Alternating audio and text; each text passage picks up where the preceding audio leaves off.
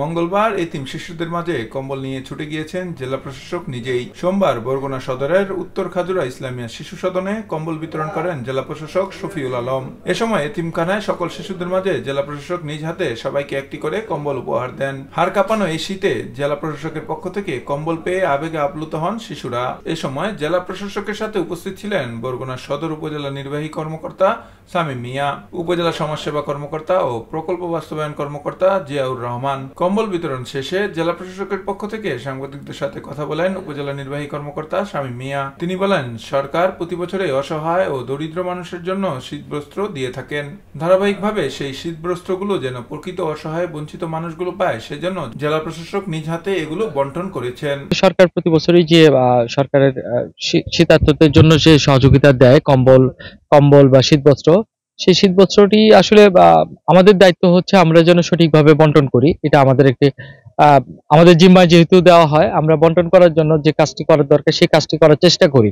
তো সাধারণত দেখা যায় যে আমাদের চাহিদা প্রচুর, কিন্তু আমরা সবাইকে দিতে পারি না। সেই জন্য আমরা আগে থেকে একটু তথ্য নেই কোথায় বিগত বছরগুলোতে দেওয়া হয়নি এবং কোথায় আসলেই প্রয়োজন। সেই তথ্যের ভিত্তিতে আমরা হঠাৎ করেই চলে যাই, কারণ আগে থেকে ঢাকঢোল পিটিয়ে যাওয়াটা তো হয় না।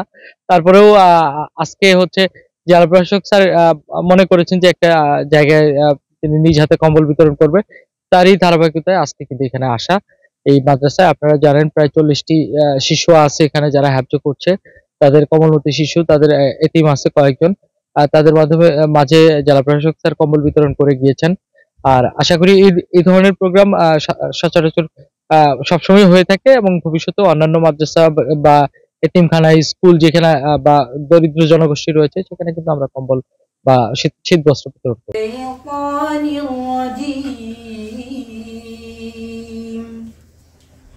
বিসমিল্লাহির রহমানির রহিম। ইয়াসিন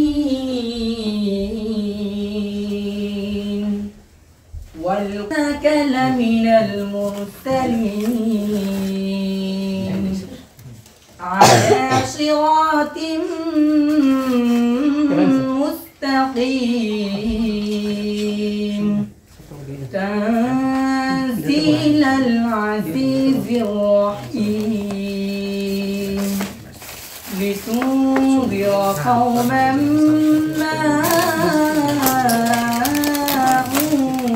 উনদিরা আবাউহুম ফাগফিরুন। ঠিক আছে, বসো। সাদাকাল্লাহুল আযীম।